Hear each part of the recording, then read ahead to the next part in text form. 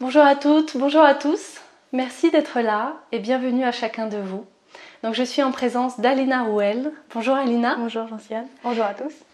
Donc nous sommes sur le sommet national de la souveraineté alimentaire que nous préparons. Je vous présente Alina qui a accepté de faire partie des intervenants sur ce sommet. Un grand merci à toi. Merci à toi surtout. Donc nous préparons une conférence que nous allons vous présenter, une conférence qui sera en version longue. Je vous en parlerai après. Donc Alina, est-ce que tu peux te présenter, me dire qui tu es, ce que tu fais? Wow. Qui je suis Dans ce que je fais actuellement, en tout cas, j'essaie de transmettre au mieux toute l'expérience que j'ai pu faire avec la nutrition, la liberté, les deux ensemble. C'est assez magique les deux ensemble. Donc l'alimentation par la lumière, l'expérience de l'unité après ça, sur ce chemin et tout ça. Et voilà, moi en fait, à une époque de ma vie, j'ai fait cette expérience pranique et d'unité spontanément, sans en prendre la décision. Et ça a duré à peu près 1 mois. Et quand je suis sortie de cette expérience, de cet état de grâce, en fait, je ne pouvais pas faire autrement que d'y revenir. Mais là, du coup, en impliquant mon quotidien, en transformant plein de choses. Donc voilà, j'ai cheminé petit à petit avec mon corps, avec mon quotidien à moi, mes particularités. Et quand j'ai trouvé cette liberté et que j'ai réussi à la maintenir à chaque instant à l'intérieur de moi, ben, j'ai eu une envie incroyable de la partager. Et voilà, c'est ce que je fais aujourd'hui tout simplement. Donc au travers de conférences, de plein d'échanges avec de plus en plus de gens et des écrits aussi. Et voilà, tout simplement. Ouais, tu nous en parleras. C'est quoi pour toi le prana et à quoi consiste le fait de se nourrir de prana? Pour moi, le prana, c'est l'énergie de vie, vraiment. C'est la vibration universelle, en fait. L'énergie qui contient tout, quelque part, qui contient tout et qui se trouve à l'intérieur de chaque chose. Voilà, pour moi, c'est vraiment ça. Donc, se nourrir de prana, c'est simplement s'ouvrir tellement à la vie qu'il n'y a plus de limites et qu'il n'y a plus besoin d'avoir des moments où on mange et des moments où on ne mange pas, mais simplement d'accepter la nourriture avec un grand N, la nourriture du monde, en permanence à l'intérieur de soi. Donc ça implique une régénération en permanence, ça implique une énergie incroyable, les limites qui sont repoussées à chaque instant, etc. Et puis surtout cette joie et cette sensation de se régaler en fait tout le temps. Voilà. Combien de personnes en France vivent cette expérience actuellement? Est-ce que tu as une idée de la proportion de personnes qui sont investies sur cette expérience? Pas vraiment. Non. On pose souvent cette question, je sais pas. On m'a donné un chiffre récemment, je sais plus lequel, peut-être 3000 ou 4000 personnes. J'aurais tendance à dire que c'est plus. D'accord. Parce qu'il y a tous ceux qui en parlent, et il y a tous ceux qui n'en parlent pas aussi, qui font l'expérience pour eux. Je pense qu'on est de plus en plus nombreux et je dirais le double, moi. Mais bon, c'est moi, je suis pas sûre. En tout cas, il y en a quelques-uns. En tout cas, il y en a quelques-uns. Ouais. Il y en a quelques-uns qui en parlent beaucoup. Ouais. Et c'est vrai qu'on mesure. C'est important de mesurer aussi le fait que, à chaque fois qu'on en parle, plein de personnes, ça se répercute sur plein de gens. Il y a la personne à qui tu en parles, et puis il y a tous ceux qui découlent après derrière. Donc ça fait pas mal de monde quand même, je pense. Ça va très vite. Ça va vite, ouais. Par quelle étape es-tu passée pour accéder à la nourriture pranique et où tu en es aujourd'hui? Est-ce que tu peux nous raconter un petit peu ça? Alors, les étapes. En fait, j'ai commencé par. En fait, à l'époque où j'ai commencé, j'étais végétarienne normale, entre guillemets. Je mangeais encore du fromage, du miel, des choses comme ça. Donc j'ai commencé par éliminer tout ce que je consommais d'animal, d'origine animale. Ensuite, j'ai éliminé les céréales. Ensuite, j'ai éliminé le cuit. Et je me suis retrouvée à ne plus consommer que des fruits. Et puis petit à petit, plus que des jus de fruits. Et puis à un moment donné, plus que de l'eau. Et voilà, ça c'était tant que les étapes se passaient bien. Et puis à un moment donné, je me suis retrouvée dans une phase de boulimie émotionnelle où je me suis retrouvée confrontée à tous les souvenirs d'enfance, tous les conditionnements, la société, enfin tout ça c'était assez fort. Donc voilà, j'ai traversé ça de mon mieux, on va dire. Et puis ensuite, voilà, quand ça s'était passé, quand les émotions avaient vraiment été aimées, accueillies, etc., j'ai pu revenir à mon alimentation uniquement à base d'eau, en fait, enfin, totalement pranique, et puis je consommais plus que de l'eau, par pure gourmandise, parce que je pouvais m'en passer aussi, mais c'était vraiment... J'ai développé un rapport à l'eau à partir du moment où j'ai plus eu besoin que de ça. C'était assez fou. Donc voilà, et j'ai passé 2 ans comme ça, et puis à peu près à la période de Noël, là récemment, ça faisait déjà un moment que ça me titillait, mais pour moi, l'expérience pranique, c'est l'expérience de la liberté dans la nutrition. c'est pas le fait de ne pas manger. Et j'avais vraiment envie de boucler cette boucle, de pouvoir ne pas manger, mais de pouvoir manger, et de ne pas avoir besoin d'un état ou d'un autre pour être bien, en fait. Et donc voilà, depuis, je remange une fois de temps en temps, ce que je veux, quand je suis avec quelqu'un surtout, ou quoi, pour partager. Et c'est magique parce que j'ai aucun symptôme qui se développe, la faim n'est pas revenue, les besoins ne sont pas revenus, les pulsions ne sont pas revenues, et ça pour moi c'est une liberté incroyable, quoi. Ça c'est vraiment le stade ultime que j'avais envie de vivre, tout simplement.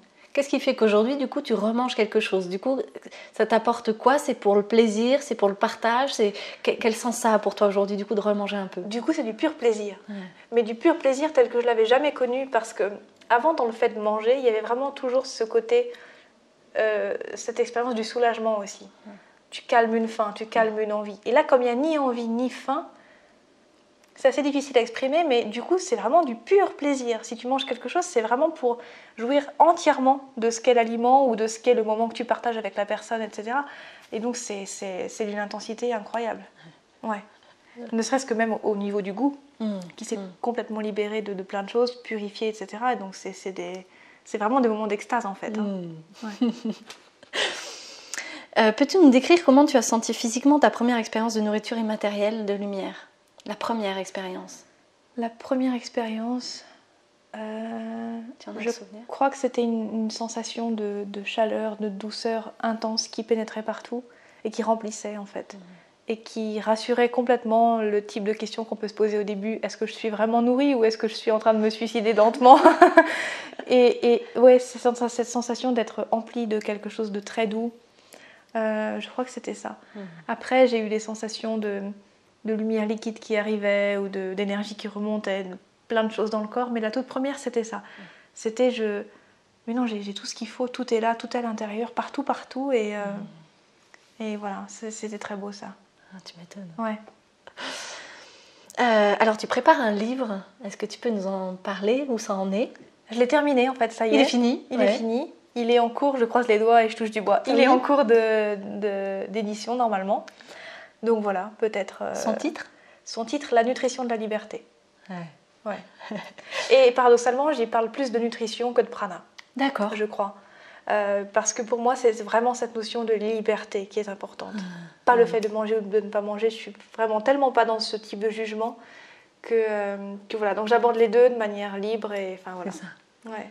Et tu alimentes un blog et tu te déplaces aussi partout, dans plein d'endroits pour partager ton expérience, le fruit de ton expérience, donc sous forme de stage, conférence. Est-ce que tu peux en parler Oui, sur le blog, dès que j'ai un moment, parce qu'effectivement, je suis toujours entre deux trains, donc c'est un peu compliqué parfois.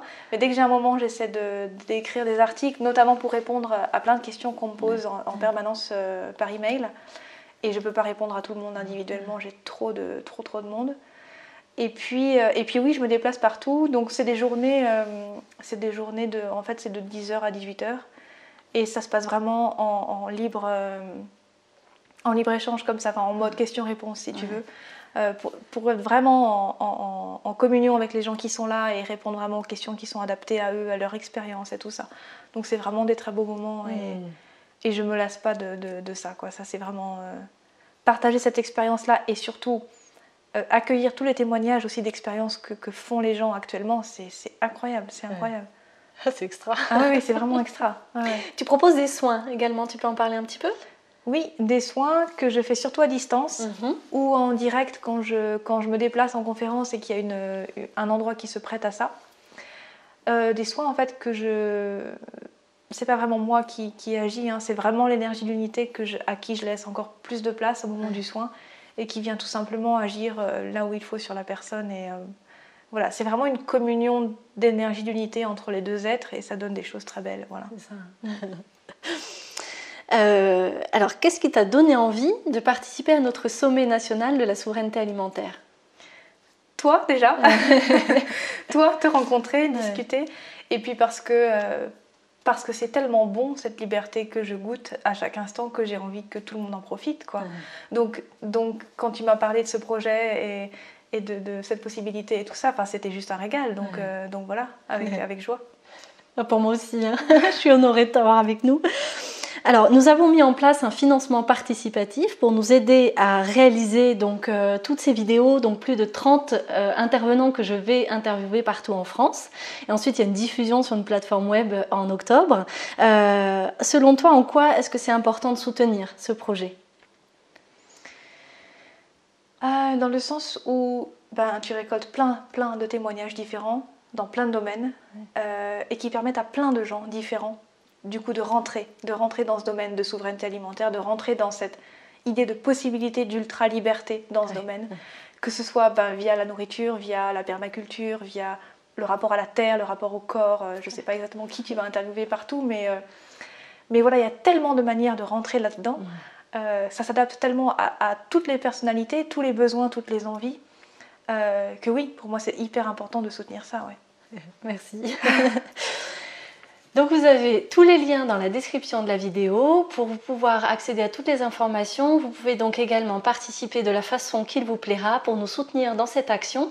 Et donc nous vous donnons un rendez-vous au mois d'octobre pour la diffusion de toutes ces conférences avec plus d'une trentaine d'intervenants qui vous offrent leur vision de la souveraineté alimentaire et le témoignage de leur expérience. Sachez que c'est sur inscription, donc n'hésitez pas à vous inscrire. Le formulaire est dans la description de la vidéo. Merci à tous. Un grand merci Alina. Un grand merci à toi.